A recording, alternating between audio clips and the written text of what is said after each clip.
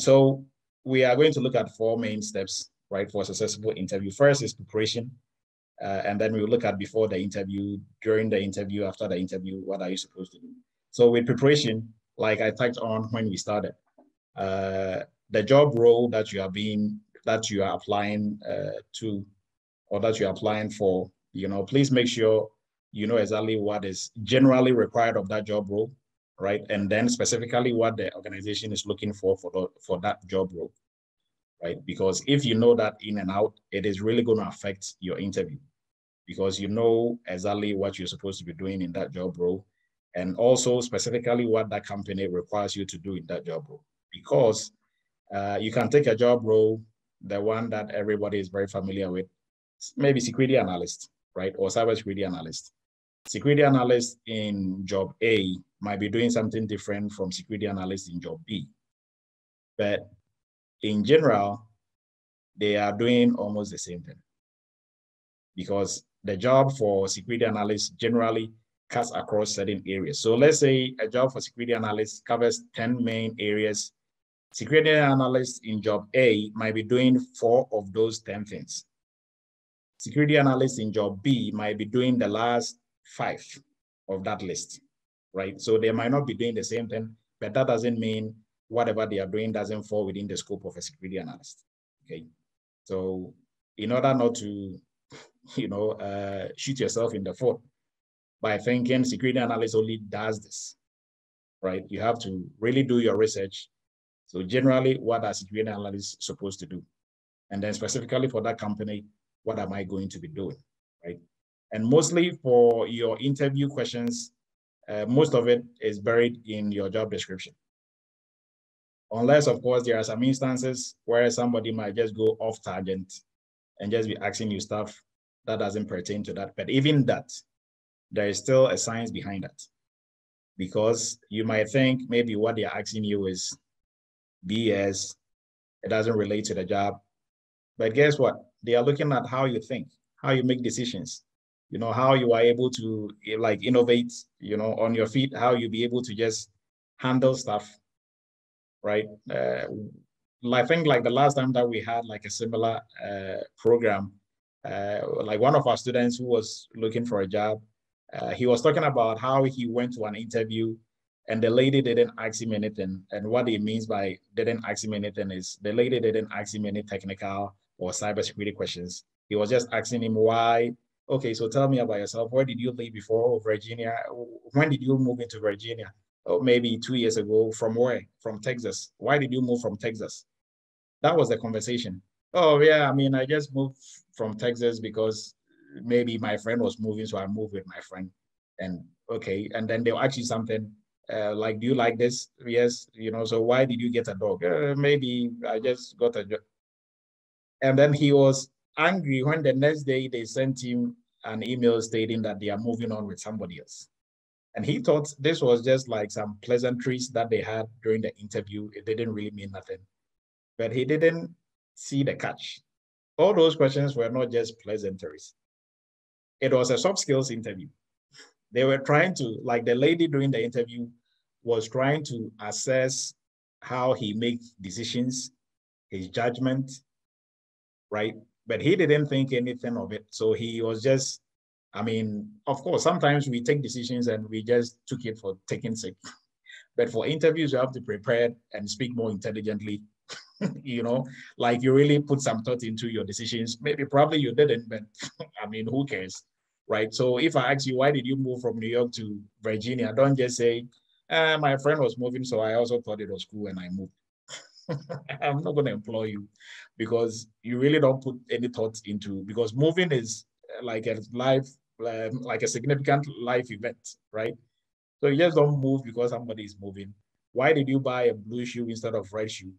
I just like red. That is not a good answer for an interview. You might just, maybe you just like red. But for an interview, you must come off as somebody who really puts thoughts and time deciding and considering different options before you make a decision. So that was what they were getting at with that interview, which was a cybersecurity interview. But you might be thinking they should be asking you about tools and risk management and incident response. And they are just asking you about why you chose to buy Ford instead of maybe Lamborghini, right? And you're like, yeah, I mean, Ford is cool than Lamborghini, right? You have to be able to give a better, answer to that than just how, we all take decisions. Sometimes you really don't think about it. It's just, but for interviews, you have to really come off as somebody who really put, a lot of effort and thought, whether you do or you don't. I mean, that is really not the point, right? But you must come off as you really do put thoughts into stuff. So that is an example of how, some interviews will go and you might think, you did well, or it didn't really touch on cybersecurity, but they still didn't pick you, right? So just keep that at the back of your mind. Now, when it comes to salaries, you should know how much you are looking for. What is your limit? What is your max? Right? I know everybody, like nobody has a max. If they will give you 500,000 in your current job, you take it. A million, you take it, right? But at least you should have a limit, right? Because for anybody getting into cybersecurity, if somebody is offering you 60,000, please don't say, I just want to get into the industry, so I'm going to take it. Don't take it. Just take your time. You're going to get one that will merit the skills, the knowledge, and the work you are going to do. Because the work is not easy. It's not hard. It's not easy, right? It is doable because people are doing it, so you can do it. But just don't sell yourself short because you just want to get into the industry. Because if you take 60,000, guess how much you've saved the company? They probably budgeted for 100 plus, and you took 60. So they might be gracious enough and give you 70 or even 65 because you are cool and you're happy that you have really saved them money and you didn't do yourself any good. There is money to be spent. Everybody saw like the little research that we did on cybersecurity. So, please take your time and, so know how much you are going to take. That is also one big aspect of it, because for most interviews, for like the first initial interview, first thing they'll ask you is how much are you looking for? That way you don't waste their time, they don't waste your time, right? So if you are looking for 120 and the maximum they can give you is 90, there is no interview, they're not going to proceed. That doesn't also mean you should anticipate what they're about to ask. So last time, I think Isaac gave like a very, a good twist to this. So for Isaac, mostly if they ask him that, he would throw the question back to them as, okay, what is your limit, right? But there's no wrong or right way, but at least you should have your own limit going in, right? Because what if they also don't want to go that angle and tell you exactly what is their limit? Then you have to, be able to at least say what you think you deserve. Okay. So in terms of like hours, in terms of like how much do you want per hour and salary, you should know that, right? Because if you just know, oh, I don't want anything below 85 or 90. How much is that per hour? If you don't know and they tell you 35 an hour, you might be happy, right? But when you do the calculation, you see probably that is like 70 or maybe probably 65. Okay. So know how much you want per hour, how much you want annually. And then also, are you looking to do W-2 or are you looking to do 1099? So 1099, you are like a contractor. They pay you, you pay yourself. So you pay your own taxes and stuff like that.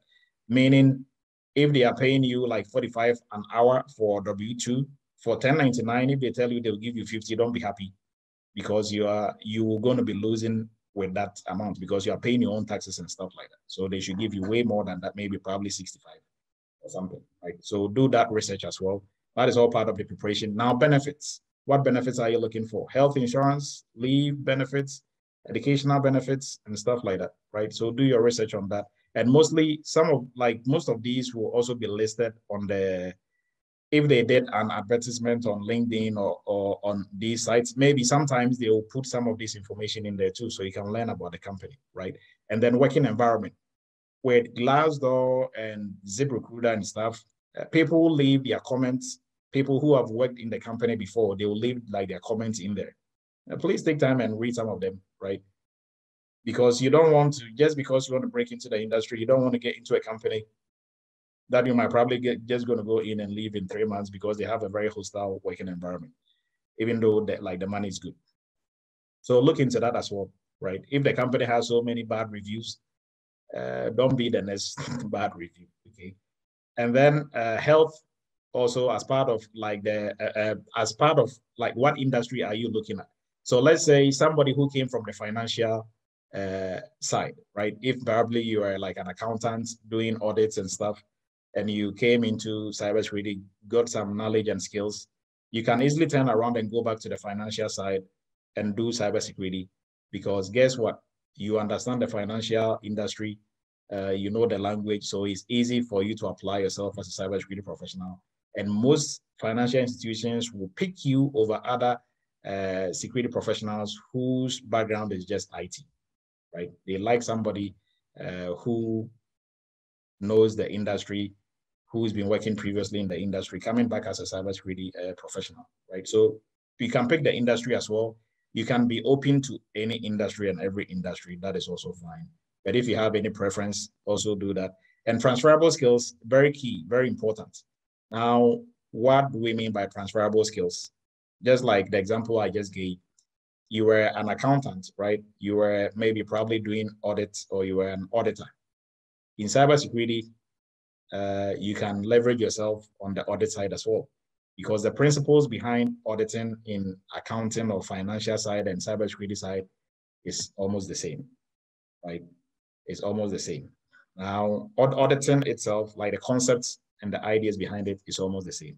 So that skill set that you had, the knowledge and skills you had as an auditor, you can easily transfer that skill set into cybersecurity, right? On top of it, I know you still have to gain some cybersecurity skills and knowledge to be able to work effectively as a cybersecurity auditor now. But the process of auditing and like the procedures, they really don't change. They are almost the same. Now, there is an area in cybersecurity auditing, SOC auditing. SOC auditing, they are done by accountants, accounting firms who have doubled in cybersecurity. They are the ones who are qualified to do SOC 2 audits. Maybe, probably most of you didn't know. So if you're an accountant, you can, maybe probably take the entry-level course, turn around and be a SOC 2 auditor or a SOC 2 consultant, right? So that is an area that you can easily just, turn around and then go back to work. So that is what we are talking about in terms of transferable skills. Now, generally for everybody else, regardless of where you've worked and what industry you work in, when we talk about transferable skills, almost all your soft skills are transferable. So leadership, managerial skills, your interpersonal skills with people, how you handle customers in your previous company, all those skills are very transferable, because here you're still going to be dealing with people, you're going to be handling customers, you're going to be in teams, you're going to be cooperating with other departments to get work done. So all those are transferable skills, right? So for people who also will be, most people will say, I mean, how do you get into the industry with no experience? Now, how do you get into the industry with no experience? In the industry, we are looking for two types of skills, or two sets of skills, not sets, but I'll say types or forms of skills, soft skills and hard skills, right? So mostly if you are not in IT already, most of your transferable skills will be soft skills. So, or maybe example, if you're in the auditing side, you have some, auditing skills coming in, which is not necessarily soft skills, right? But aside that, everybody else will predominantly be soft skills. So your soft skills will give you some level of experience, right? So if they are looking for 5 years of experience and you have 10 years of experience, maybe probably you were in the army and you've been a team leader, squad leader, you've been a platoon leader. You cannot tell me you don't have at least maybe 3 years of experience matching what they are looking for in the cybersecurity job. Because if they are looking for these two main forms of skills, they are looking at both experiences from both sides, right? So from your soft skill side, from your technical skill side, right? So don't sell yourself short and just buy into that. You think your like experience and your skill sets or like the experience they are looking for should only be from a paid cybersecurity technical area.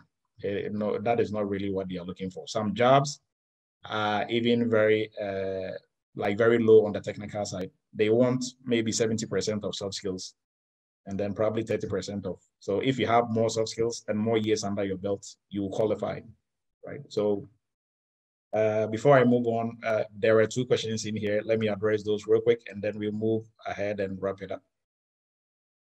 Okay, so I answered Francis. Okay, Francis, we'll get to that. So we'll get to some of the questions. Francis is asking, if they ask you to tell me, okay, if like they ask you this question, tell me about yourself. What are you supposed to say? Is it your professional abilities or, like your life history, what you've done and whatnot? We will look at that. Asking about range of salary is very important to ask. Okay, the time you can amend your initial.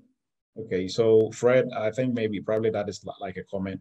Okay, so also because Fred talked about salary, with the salary, right? If they ask you and you name your price, right? So you are looking for something between 100 and 120, right? Mostly don't make your range too wide. So not something between 100 and 140. That is too wide.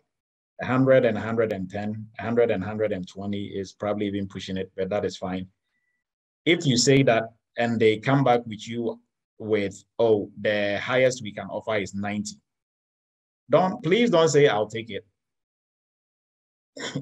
Please don't, because 1, that shows that you are desperate. 2, they are not going to allow you to take it because you are looking for 100 to 120, right? And they are offering, their maximum is 90.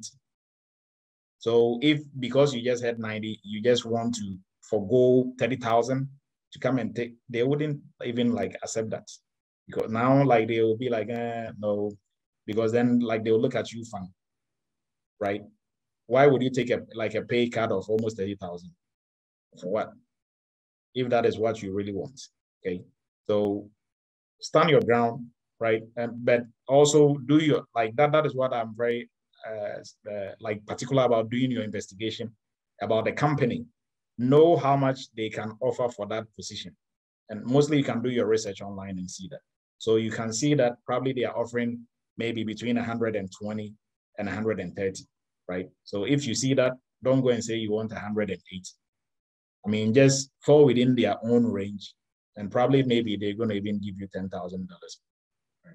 So now let's get into some of the questions. I know we're taking a bit longer than, okay, we're supposed to, but this is getting interesting. So before the interview, still looking at before the interview, some of the things you have to really ask yourself before the interview is, what are you bringing to the table? What are your skill sets, your knowledge, your skills and abilities? In cybersecurity, we call it KSA. What is the KSA that you are bringing to the table, right? And the KSA you are bringing to the table should be in relation to what they are looking for. So if it is a GRC job, they require somebody to be managing like their risk management program. Please don't go and tell them you're a very good penetration tester. I mean, what are they going to do with a penetration test? Yes, you have really good skill sets and you are needed somewhere else, but your knowledge and your skill set should be tailored to. So even if all you've been doing is penetration testing, you've been doing some risk management stuff in there. So let's dive deep into penetration testing and bring out all the risk management stuff you did in there, the vulnerability scanning and stuff you did. Let's focus on that than just the general word, I'm a pen tester or I have some penetration testing skills. Okay, so whatever skills and knowledge is not even to, like, you don't even have to research or come up with something in thin air. Everything is going to be listed in the job description. So look through what they have in the job description and bounce it off what you can do in terms of your knowledge and your skills, right? So now, good rule of thumb, if you are not going to know everything on any job description, I can guarantee that. So if you are waiting to be comfortable or know everything on the job description, then you are never going to apply for any job. You're never going to know everything on the job description. Now, it is not important to know everything on the job description because it's not everything on the job description that you are going to do in the job. right? So mostly what they do with the job descriptions, one is copy and paste. So it's the same job description circulating from one HR manager to the other, right? And two, even the ones that are a bit tailored, they will list more skills and knowledge than they need for that job, just because, you know, they want to really catch more people and be able to, you know, take out the best of the best for themselves, right? So if you can do, good rule of thumb, if you can do maybe almost like 50, 40% of it, apply for it, right? Most of the things on there, some of it you have to know, you have to have the knowledge and skills. Some of it you need a working knowledge. And the working knowledge can just be knowing it, like knowing intelligently about something, right? So you don't necessarily have to be an expert or a master of everything that you see on the job description, but you should know a bit more than just maybe one item on there, right? So if it is 10 items listed on there, if you know 4, and you think within that short time before the interview, you can have a working knowledge of the remaining 5 or 6, that is fine. Apply for it. When they do invite you for an interview, you do your research on the rest, have a working knowledge of it, and then you go for the interview. Okay. So ask yourself, what are you bringing to the table in terms of knowledge, skills, and abilities? And then knowledge, skills, and abilities for the position, like I talked about, right? And what transferable skills do you have coming in? We talked about transferable skills already, so I'm not going to touch on it. And one key thing here, very important, make sure before you go to any interview that you know more about the company than the person who is going to interview you. I get it. The person works for the company. How are you going to know more about the company than I can guarantee you, if you do your research, you know more about the company than the person who works there, right? So what do I mean by knowing more? If you are not going to know anything about the company, you have to know their vision and their mission, right? What do they do on a daily basis? What do they strive to achieve on a daily basis? And their vision is where they want to get to, right? So if you know that, that is really going to help you, because some of the last thing you want is to be at the like your dream cybersecurity job interview, and they ask you, so what do you know about our company? And it's just dead silence. You don't know anything about the company you want to work for. Come on, right? So, but it is very easy to overlook that.